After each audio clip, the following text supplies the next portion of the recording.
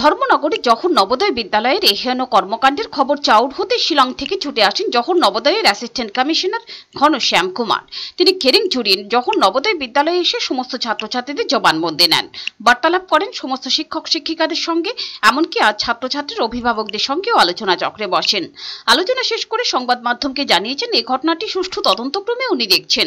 পাশাপাশি অধ্যক্ষ রাজেন্দ্র প্রসাদ মীরা, শিক্ষক সুরেশ কুমার এবং হেমন্ত সিং এর বিরুদ্ধে যে অভিযোগ উঠেছে তা তিনি খতিয়ে দেখছেন।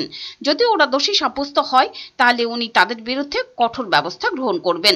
তার আশ্বাসে আশ্বস্ত হয়ে স্কুলের ছাত্রছাত্রী থেকে শুরু করে অভিভাবক মহল কিছুটা হলেও স্বস্তির নিঃশ্বাস ফেলেছেন। যে ঘটনা ছিল, যেটা আপনারা জানুয়ারি কথা বলছেন, তো ওই সময় একটা কি বাচ্চাদের কিছু মেরেছিল এরকম একটা কথা ছিল। আর এটা ইনভেস্টিগেট করতে আমি এসেছিলাম। আর আমাদের আরও থেকে একজন যে টিচার যে ইনভলভ ছিল তাকে সাসপেন্ড করা হয়েছে।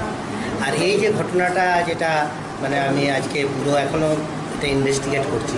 আমি বাচ্চাদের সঙ্গেও ইন্টারাক্ট করলাম, টিচারদের সঙ্গেও করব, প্রিন্সিপালের সঙ্গেও করবো। এখন এটা আমার যে ইনভেস্টিগেশান, এটা আমার এখনও কমপ্লিট হয়নি।